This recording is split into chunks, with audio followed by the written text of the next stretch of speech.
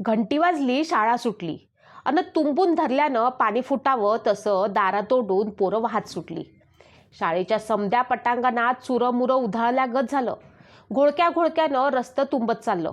पेठातली पोरं पेठात घुसली, घरं जवळ करत निघाली. बऱ्या घरच्या सायकली घंट्या वाजवीत गर्दीतून वळणं घेत सकळनं निघाल्या. उगाचच आपल्याला अवकीत जावकीत साळुंक्याच्या थव्यागत निघालेल्या पोरींनी समदा रस्ता कालवून सोडला. मास्तर प्राध्यापक सावकाशीनं पाय उचलीत गप्पा मारीत निघाली होती. आम्ही खेड्यावरची पोरं दप्तरं पाठीशी टाकून निघालाव. कुणी आरतीकडं आपलं कुणी आलंय का म्हणून निघालं, तर कुणी गाववढीनं गाव रस्त्याला निघालं. तिसरा तिथंच हापसा बघून भाकर सोडून खात बसला. पण माझ्या मागं वेगळीच घाई लागलेली. सोमवारचा बाजार असल्यामुळे आज अर्धीच शाळा होती. बाजारगावची माणसं टकुऱ्यावर काहीतरी वजी घेऊन धावत होती. शेळ्या, कोंबड्या, बैल, माळवं, डाळी दुळी इकरी टिकलीला जमलं तसं आणलं जात होतं. गाढवं, घोडी, गाड्या, सायकली असल्या वर्दळीनं समदा रस्ता गजबजून गेला होता. बाया बापड्या काचकं बोचकं घेऊन धावत पळत होत्या. बोलता बोलता सवयीनं रस्तं धरून हालत होत्या. बाजार कालवा वाढत होता अन पुरागत माणसं तालुक्याकडे धावत होती. माणसांचं लोंड बघत निरखीत म्याबी घाईनं बाजार तळाकडे निघालो होतो. उरात दम भरला होता. आज लईच उशीर झाल्यामुळे काळजात भ्या वाटत होतं. पायात गती तशी टकुऱ्यात वेगळीच चाती फिरत होती. आबानं अन माईनं पुन्हा पुन्हा सांगितलं होतं, जतावून ठेवलं होतं. बापू, आमच्या दप्तर पाठीशी टाकून निघालो होतो. ह्या बघ, गेल्या बाजारासारखं करू नको. नीट पेटच्या तोंडची नळाजवळची जागा धरून ठेव बघ. एखादा तास बुडाला तर बुडाला. वय म्हणून मी रस्त्याला लागलो. नदीच्या बाहेर सडकला लागलो की मी वही काढायचो आणि इठाजीचं शब्द पाठ करीत चालायचो. गावची पोरं सोबत असायची तर कवा नसायची. कवा इतिहासाचं तर कवा मराठीचं पुस्तक मी चालता चालता वाचायचो. कळंबापस्तोर सहज अभ्यास व्हायचा. तसंच शाळा सुटून गावाकडे येताना बी करायचो. असंच खेळत वाचायचो, वाचीत खेळायचो. समद्या वर्गात वाढ नंबर यायचा. पण ह्या वर्षी मॅट्रिक होती. आबाला माईला मोप समजावून सांगितलं. मास्तरनं दिलेली चिठ्ठी वाचून दावली. पण आबाचं गणितच वेगळं होतं. मनात असून बी त्यांचा इलाज नव्हता. आणि म्या उरावर दगड ठेवून साल काढायचं ठरवलं. पण ह्यो सोमवार मुळावरच यायचा आणि एकाएकीस माझ्या दप्तराला वड लागायची. तसं म्या चमकून मागं बघितलं. बाप्या आले का, किती हाका मारल्या र. काळजाचा गिना जरा जाजावल्यागत झाला. का काय झालं? म्या जरा थटकून नेट लावलं. तसं गिनानं धोत्राच्या कोपऱ्यात बांधून आणलेली भाकर माझ्या हातावर टिकवली आणि उसासा टाकीत चिडल्यागत बोलला, तुया म्हातारीनं भाकर दिली आहे आणि चांगली पैसून जागा धर म्हणून सांगितलंय. गिन्या एवढंच फटकारल्यावानी बोलला आणि वय न्हाय करता करता माणसात इरघडून गेला. हातातली भाकर म्या दप्तराच्या पिशवीत कोंबली. ताराचं कुंपण वलांडून मी वाकून बाजार तळाकडे आलो आणि चांगली जागा, मोक्याची जागा हुंडकीत हिंडायलो. जागोजाग माणसांनी दगडं, पोतडी, करंड्या टाकून जागा धरल्या होत्या. खड्याची रांगोळी घालून आपापल्या जागा आखून घेतलेल्या होत्या. मी वाटकुळ भांबावल्यागत हिंडत होतो, फिरत होतो. चवकडं दुकानांची मांडाबंड चालली होती. गाड्या हातगाड्या फिरत होत्या. चहावाल्यांच्या कळकट किटल्या फिरत होत्या. पालक कनाती ठोकल्या जात होत्या. चांभार मोच्याची दुकानं थाटत होती. कातडी सागळीचा घोंगता वास पसरत होता. झाडू फड्याची आणि चराट्या दोरखंड्याची मांडामांड होत होती. पलीकडं सकाळ धरून भांडीवाल्यांच्या लाईनी थाटत सजत होत्या. तांबुळी भुई गिरायकाची वाट बघत होते. म्या फिरून फिरून आखरीला एक कोपऱ्याची जागा हेरली. पिशवीतलं धोतर काढलं आणि लांबून पसरून टाकलं. त्याच्यावर 2-4 दगडं वजन म्हणून ठेवलं. आबा आणि माय हिथं बसत्यात आणि आपली जागा.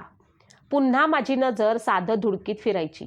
म्या पुन्हा एकदा समधीकडं चक्कर टाकली. एक मोकळी जागा हेरून तिथंच दप्तर टाकलं आणि पलीकडे मेघ ठोकणाऱ्या माणसाला म्या हात टिकलं. जवळ जात विचारलं, मामा ही जागा खुली आहे ना? काय मांडायचं आहे? त्यानं माझ्याकडे न बघताच गुरकल्यागत विचारलं. उलसं माळवय. मी उभाच. कोण गाव? उगचच ताठत चालला. मला चुकल्यागत झालं. न विचारता तसं खडं दगडं मांडून बसाया पाहिजे होतं. पर बोलणं उरीकच म्या भी देऊन बोललो, हास्या गाव. जरा पलीकडे सरून बस. तवर तर म्या दगड मांडून बसलो होतो आणि उलसक उसासा टाकीत तिथंच दप्तर मांडीत घेऊन बसलो. त्या हातरलेल्या धोत्राकडं एकदा नजर टाकून म्या भाकर सोडली आणि एक एक तुकडा मोडीत चालबीत म्हणायलो. साळत जातूस? तो मेघ ठोकणारा रस्सी बांधून उठला. माझ्या मांडीवरलं दप्तर बघत बोलला. हा, कितवीला? त्यानं डब्यावर फळ्या टाकल्या. मॅट्रिकला. म्या चटणीवर टोच्या मारीत घास उचलला. मॅट्रिकला? मग अवघड आहे गड्या. त्यानं धोत्रानं तोंड पुसीत बोलणं वाढवलं आणि म्या घास चावायच्या नादात बोलणंच तोडलं. पर अवघड आहे गड्या ह्यो शब्द मात्र मनात घासागत घोळत चालला. वर्गातलं जोशी मास्तरांचं बोलणं आठवलंय. महात्मा फुल्यांच्या धड्यातला त्यो माळवेवाला आपल्या आबागतच असल. पर काय हुबेहूब वाटायलाय. मला राहवलंच नाही. जेवता जेवता दप्तरातलं पुस्तक काढलं आणि घास चावता चावता पान चाळायलो. तर ह्या खुना केलेल्या वळी डोळ्यावर शिरायल्या, मना काळजात पसरायल्या. पटत चाललंय. शेतकऱ्यांनी शेतात तयार करून आणलेला एकंदर सर्व भाजीपाला वगैरे माल शहरात आणतेवेळी त्या सर्व मालावर म्युन्सिपाल्टी जकात घेऊन शेतकऱ्याला सर्वतोपरी नाडिते. गाडीभर माळवे शहरात विकण्याकरिता आणल्यास गाडी भाडे अंगावर घेऊन त्यास घरी जाऊन मुलाबाळांपुढे शिमगा करावा लागतो. असले अधम अधिकारी शेतकऱ्यापुढे पुढारी असल्यास शेतकऱ्याची सुधारणा कशी होणार बरे? माझ्या डोळ्यात ही अक्षरं उतरत होती. आतल्या आत त्या अक्षराचा पडताळा करून म्या बघत होतो. दर बाजारी आपणही भाजीपाला माळवा आणतो. घसा फाटूस तर वरडून सरडून निघतो, आरडून वरडून बोलतो. पण आखरीला काय हाय? वाळूत मुतल्यागत फेसना पाणी. मला वाचता वाचताच कसं तरी झालं. टकुरं चकरून गेलं. इतिहासला इंठाच आठवू लागला. दादाभाईचं बोलणं, जोशी सरांचा आवाज कानामनात घुमू लागला. गोरा इंठाच गेला पण काळ्या इंठाजाला तसलंच पाऊल उचललं. आपला आबा, माय, थोरला भाऊ आणि 4 बैल रातांध्या राबत्यात. उरं खादी फुटत्यात. घासातला घास पिकाच्या वाफ्याबुडी घालून टकुरं धरून बसल्यात. 2 साल झाली. न्हाणीची भिंत पडली आहे. माझ्या डोक्याउरात समदा समदा इतिहास आठवत चालला. मोगलाच्या लढ्या, रयतेची लुटालूट, इठजांचा व्यापार, सावकार संस्थानिकांची सौ, जोशी सरांनी सांगितलेलं जळण्याचं उदाहरण. मला सालोसालचा खंगत झिजत जगणारा बहुजन समाज दिसायचा. म्या वाटकूळ असल्या तरी तंद्रीतच बुडून गेलो होतो. इठाजांनी सुधारणा केल्या. छा, लुटीचीच व्यवस्था केली. मन आजच्या योजना. ए पोरा, तसं म्या दचकून वर बघितलं तर आमच्या गावचा सटवा तेली. कावं? म्या भाकर बांधली. पुस्तक उचलून दप्तरात कोंबलं आणि इकडं तिकडं बघतच सटवाला विचारलं. आबानं माय दिसली कावं? एड्या, तू हितच तप घालीत बस. अरे म्हातारा मरणाचं वजं घेऊन बाजाराला हिंडायलंय की तुला जागा धरायला सांगितलंय की जणू. आणि सटवा पुन्हा बाजारात मिसळून गेला. तसं म्या जागा धरलेल्या आणि पसरून टाकलेल्या धोत्राकडे बघितलं आणि तिथंच दप्तर ठेवून आबाला माईला न्याळत बघत उभा राहिलो. टाचा उचलू निखार राहिलो. तसं मिरच्याच्या लाईतून म्हातारी 2 वजे घेऊन यायली दिसली. तसं म्या जरा पुढं झालो. तिच्या टकुऱ्यावरचं वझं उरी खांदी घेतलं. म्हातारी धपापली होती. हुसासा टाकून बोलली. बापू, हाडूस माय, नाहीतर पोटाबिटात दुखल. आणि म्या दावलेल्या धोत्राकडं कांद्याचं वझं घेऊन गेली. गवारीचं ठिकं उघडून बघितलं. हिरव्यागार लसलशीत शेंगा. म्या पोत्याचं तोंड घडीनं गुंढाळीत शेंगा पस्तोर गुंढाळलं. गिऱ्हाईकाला दिसल अशा पद्धतीनं पसरून ठेवलं. म्हाताऱ्याची बी 2 डाली माईनं तिकडून उतरून घेतल्या. म्या माझं दुकान लावून आबाकडं गेलो. माईनं लाल कांद्याचा ढीक पुढ्यात वतला होता आणि आवरीत सावरीत त्याला आकारात आणीत होती. टमाट्याच्या 2 मोठमोठ्या डाली बघून माझा ऊर दडपला. एवढं वझं? आबानं टकुऱ्यावरती आणलं होतं. टमाटी फुटल्यात म्हणून कावडीगत खांद्यावर आणलं होतं. एरंडाच्या पाण्यानं चौकून डाल सावरून बोंद्यानं बांधली होती. आबा बराबर मी डाली सोडल्या. लाल लाल ताजी ताजी टमाटी. 1 किलो 4 नाहीतर 3च बसणारी. आणि 1 डाल उघडी ठेवली. दुसरी पानानं झाकून टाकली. तागडं माप बाहेर काढलं. आबानं उभं राहून समद्या बाजारावर माळव्यावरती लाईनीत नजर टाकली. न मायला, जिकडे तिकडे लालच लाल हाय बाबा. सुस्कारा टाकून आबाचा चेहरा उतरलेला दिसला. मला भावाचं समजावून सांगितलं. पैसं सांभाळ म्हणून जतवलं. आणि कसल्या तरी उसन्या बळानं आरोळी ठोकली. चला चला, लाल लाल टमाटी सस्ती लावली सस्ती. आणि सस्तीवर जोर देऊन आबा आरडत भरायला. माय आरडू लागली आणि म्या हळूहळू मपल्या जाग्याकडे निघालो. म्या मन मारून दुकान लावलं. हिरवीगार ताजी गवारी पोत्यावाट गिराहिकाला दिसावी म्हणून म्या आतल्या आतच ढिगारून ठेवली होती. भावाचा कानुसा घेण्यासाठी म्या शेजारच्या माळवेवाल्याचा अंदाज घेतला. घसट डावून हिकडचं तिकडचं बोलत राहिलो. वळख वाढली होती. म्या मनातला सवाल केला आणि तसा समजावून बी घेतला. म्हणलं, मामा, ह्या माळवं ठोकीन इकल्यानं परवडतं का असं बसून? इकल्याचं फायद्यात पडतं? शेजाऱ्याला पोराचा सवाल जरासाच पोकतं आणि एवरी लागला. त्यानं हिरव्या मिरच्यांचा ढीग सारखा करीत सांगितलं, अरे असं बसून इकल्यात कसं ऐकल? असलंच फायद्याचं पडतं. म्या त्यातलं बोलणं समजावून घेतलं. पण इकणाराचा रोजगार, टकुऱ्यावरची वाहायची मजुरी असलं जेव्हा मी बोलायचो तेव्हा शेजाऱ्यानं हसून माझ्याकडे बघितलं आणि शिस्ताईनं बोलल्यावानी बोलला, ह्या बागवानाली कसं परवडतं र? अरे त्या घेण्या देण्यातून त्यांचा परपंच चालतोय, पण आपल्याला तो दांडी मारायला जमत नसतं. असं बोलून पाहुणा हसायला लागला. मला त्याचं हे बोलणं खरं वाटलं आणि जरासं गमतीचं बी वाटलं. मेहनत करून पिकवणारा वांद्यात, पण दलाल आडतंय मात्र फायद्यात. आता हे आबानं आणि माईनं गावाकडून 4 गठुडं माळवं आणलंय. त्यातलं एक गठुडं जर हमालानं तिथूनच उचलून तिथंच उभ्या असलेल्या गाडीवर ठेवलं तर 1 रुपया. पर आबानं, माईनं, दादानं रानातून गावात आणि गावातून कळबात. काय खरंय?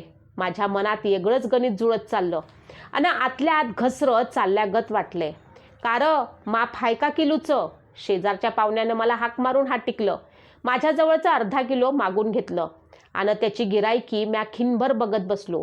पाहुण्यानं गिराईक वारलं आणि झाल्याची भवानी कपाळाला लावून आदबीनं बसला. तसं म्या त्याला बोलत विचारलं, आणि हे भावाचं भाव कोण ठरवतं व? कोण कशाला ठरवीन? आपलं नशीब म्हणायचं आणि गप्प बसायचं. पाहुण्यानं बोलणं थांबवीत आरोळी ठोकली. घ्या घ्या, हिरवी मिरची, लवंगी मिरची घ्या घ्या, सस्ती लावली स्वस्त. भवानी झाल्यानं पाहुण्याला चेव आला होता. वेगळाच हुरूप चढला होता आणि माझ्याकडे बघून सांगत होता, पोरा, मुका राहिलास तर तसंच गठुडं गावाकडं न्यावं लागतं, बैलाला खाऊ घालावं लागतं. अरे बोललं ह्याचं हुलगं इकत्यात, मुक्याचं गहू बी कुणी विचारत नसतं. असं सांगत असतानाच तो उभा राहायचा आणि कानाला हात लावून आरडायचा, घ्या घ्या, सस्तीची मस्तीची घ्या लवंगी मिरची, हिरवी मिरची, हिरवी मिरची आली आली आली आली. आता बाजार चांगलाच भरला होता. चांगली गिराईकं पिशव्या घेऊन हिंडत होती.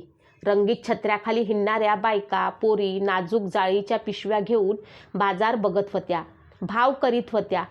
10-5 पैशाची हुज्जत घालताना मला त्यांची चीड यायची, कीव वाटायची.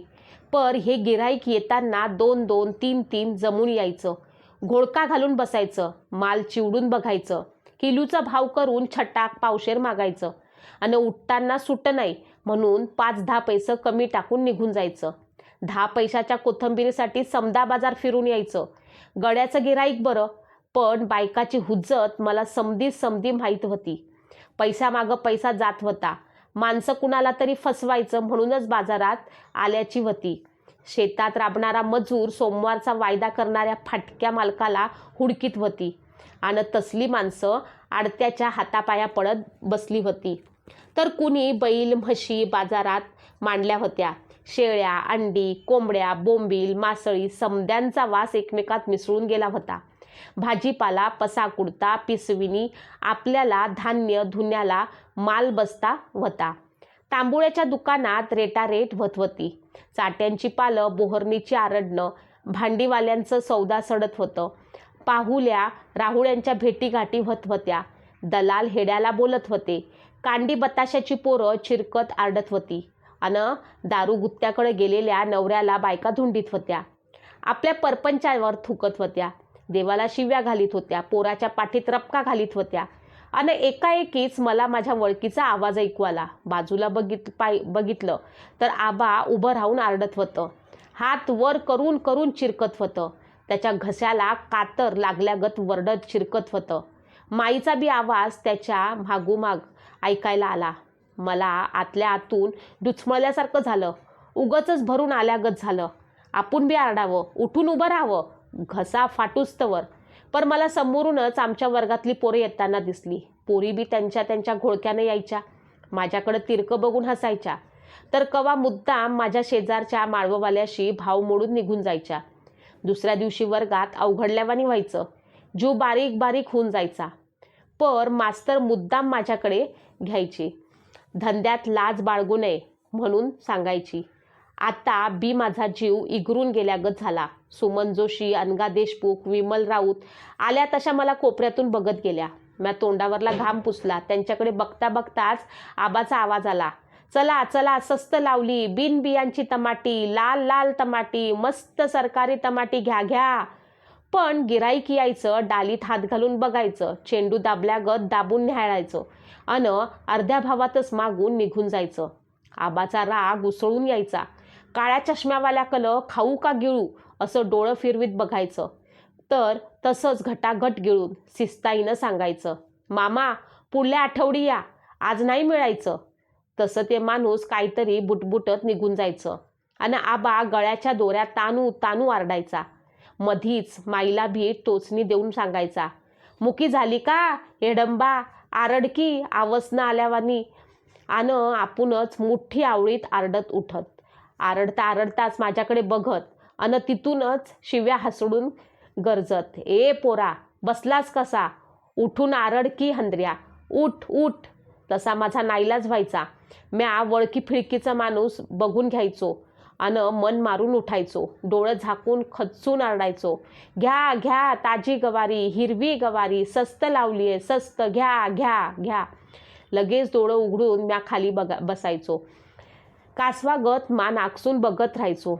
पहिला तास संपला आणि दुसरा तास सुरू झाला आणि राष्ट्रीय जागृती भाग सुरू झाला. इठाजांच्या आर्थिक नीतीवर दादाभाईंनी कसा झगझगीत प्रकाश टाकून हिंदी जनतेला जाहीर आव्हान केलं. चळवळ करा असा संदेश दिला. तुमचे साम्राज्य हिंदी रयतेच्या घामावर व रक्तावर उभारलेले आहे. दादाभाईंनी इंग्रजी गोऱ्या सत्तेला निक्षून सांगितलं, कच्चा माल कमी भावात इंग्लंडला निर्यात होई, तिथला पक्का इथं बाजारपेठ बनवून विकला जाई. इंग्रज सुधारला, भारत दरिद्री बनला.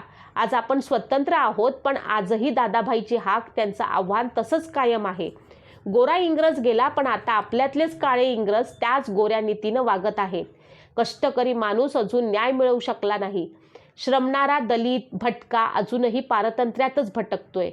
मी हे समद कान देऊन मन लावून ऐकत होतो. वहीत भराभर लिहत होतो. आपली गरिबी, आपलं दारिद्र्य ह्याची कारणं पडताळीत होतो. हीच बोंब शिक्षणाची बी इठाजांनी केली.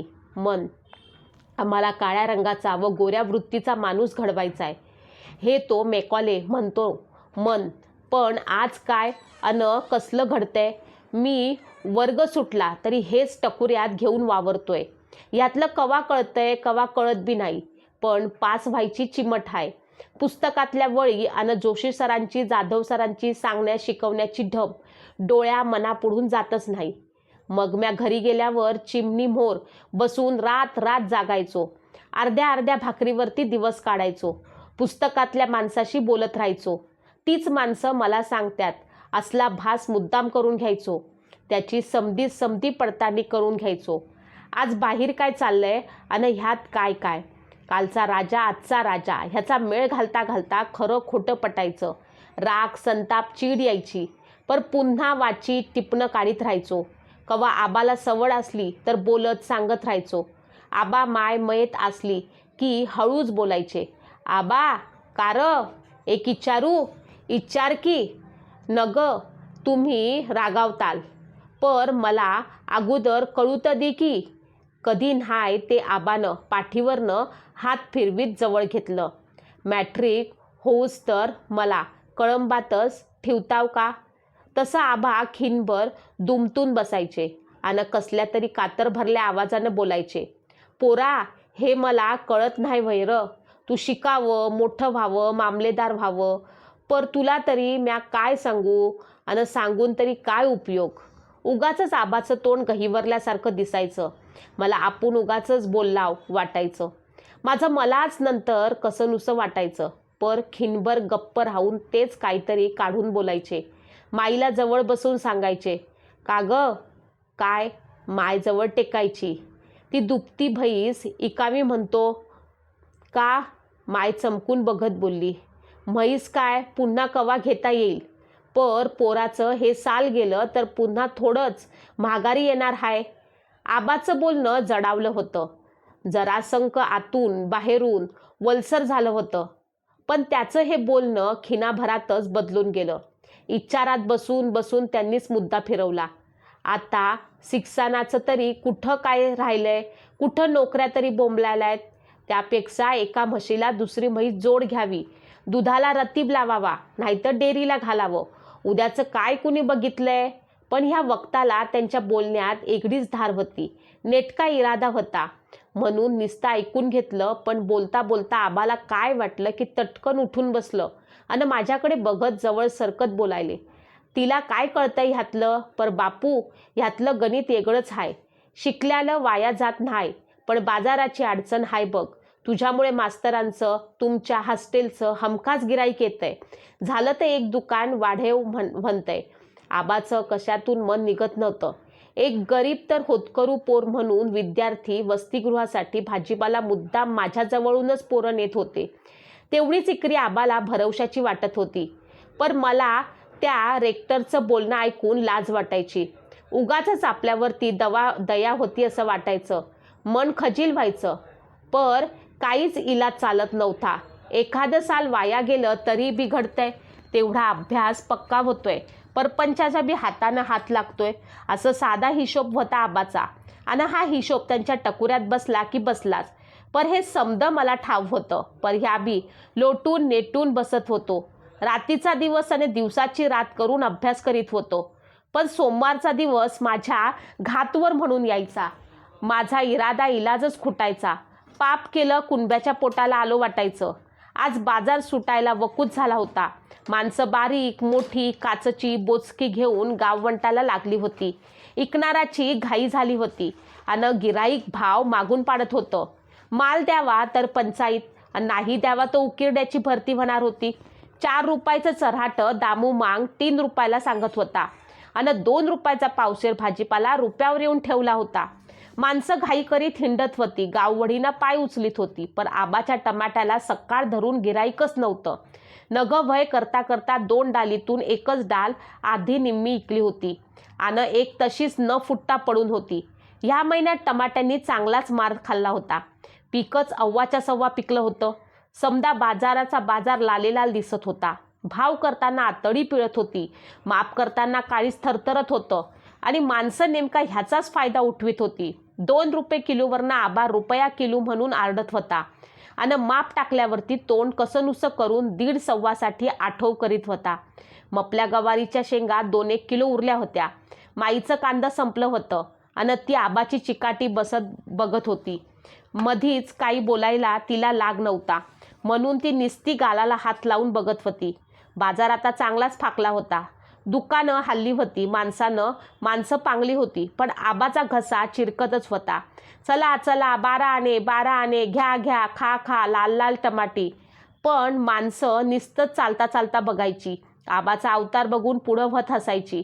आणि आबा चिडीला आल्यावानी मुद्दाम उभं राहून आरडायचा. चला 12 आण्याची 8 आणे, झाली, घ्या. तरी बी गिराईक फिरकत नव्हतं.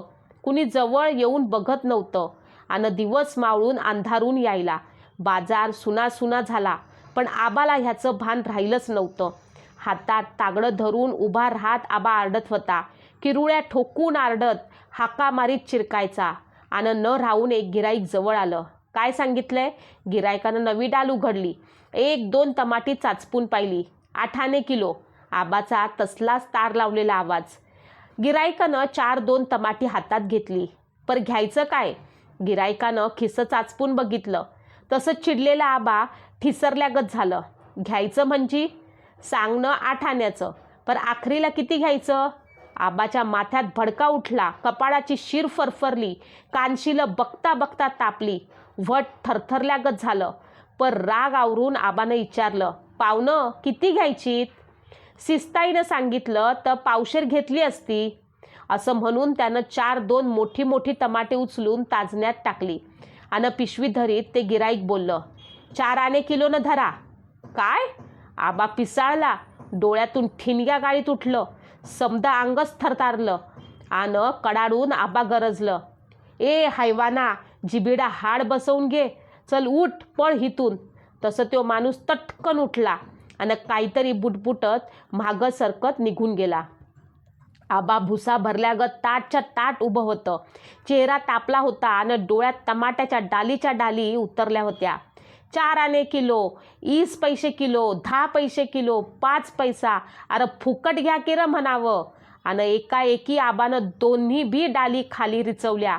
लाले लाल टमाट्याचा, टचटचीत टमाट्याचा गुडघा एवढा रसरशीत ढीग लागला. आणि आबा मनगट तोंडावर आपटीत एकच बोंब ठोकली. कचा कचा टमाट्याचा ढीग तुडवीत नाचायला, बोंबलायला. आबा लाले लाल चिखलात कवरच्या कवर नाचतच होता. ही कथा मला शालेय जीवनामध्ये होती. तेव्हाही ही कथा वाचून मन गहिवरून जायचं. ही कथा येथे देण्याचा उद्देश एकच आहे की आजही आपण पाहतो रस्त्याच्या कडेला किंवा बाजारामध्ये भाजीपाला विकण्यासाठी बसलेले शेतकरी किंवा विक्रेते हे श्रीमंत होण्यासाठी बसलेले नसतात. त्यांचा उद्देश फक्त एकच असतो की आजचा आपला भाजीपाला विकला जावा, आपला उदरनिर्वाह व्हावा. एखाद्या मॉलमध्ये जेव्हा लोक जातात तेव्हा तिथे दिलेल्या किमतीनुसार ती वस्तू, भाजीपाला, सारं काही मुकाटपणे घेतात. पण जेव्हा ते अशा विक्रेत्यांकडे जातात जे रस्त्याच्या कडेला अथवा बाजारामध्ये बसलेले आहेत, त्यांच्याकडे मात्र प्रत्येक वस्तूचे भाव करतात. प्रत्येक वस्तू त्या विक्रेत्यानं सांगितलेल्या अर्ध्या किमतीमध्ये मागतात. पण खरंच सांगा, जर का एखादा शेतकरी एखादं फळ, भाजीपाला पिकवण्यासाठी जेवढा खर्च करतो आहे त्यावरती जर का त्याला काहीही फायदा होत नसेल तर त्याच्या या मेहनतीचं मोल काय? इतकी मेहनत करून त्याच्या हाती काहीही पडत नाही. म्हणून आजही गरीब अधिकच गरीब होतो आहे आणि श्रीमंत अधिकच श्रीमंत होत आहे. ही कथा ज्यांनी शेवटपर्यंत ऐकली त्यांच्यासाठी फक्त एकच विनंती आहे, जेव्हाही आपण एखाद्या अशा छोट्या भाजी विक्रेत्याकडे जाल तेव्हा त्यांच्याकडे कधीही भाव करू नका. त्यांनी ज्या किमतीत सांगितलेलं आहे त्या किमतीत त्यांची वस्तू खरेदी करा. कारण त्यांना पैसे साठवण्यासाठी ते बाजारात बसलेले नसतात. काही जणांना तर त्यावरती रोजचा उदरनिर्वाह म्हणजेच जेवण चालतं. आपण त्यांच्यासाठी विचार केला पाहिजे. एखाद्या श्रीमंत भाजीवाल्याकडनं तुम्ही भाजी घेऊन त्याला अजून श्रीमंत करण्यापेक्षा एखाद्या गरीब टोपली घेऊन बसलेल्या विक्रेत्याकडनं भाजी घेऊन त्याला त्याच्या गरजेपुरते पैसे नक्की मिळू द्या, हीच विनंती. ही कथा वास्तव मांडते या उद्देशानं सादर केलेली आहे. तुम्ही ही कथा या अगोदर कुठे ऐकली होती का ते कमेंट बॉक्समध्ये मला नक्की सांगा. कथा शेवटपर्यंत ऐकली याबद्दल धन्यवाद. अशाच नवनवीन कथांसाठी, माहितीसाठी चॅनलला लाईक, सबस्क्राईब नक्की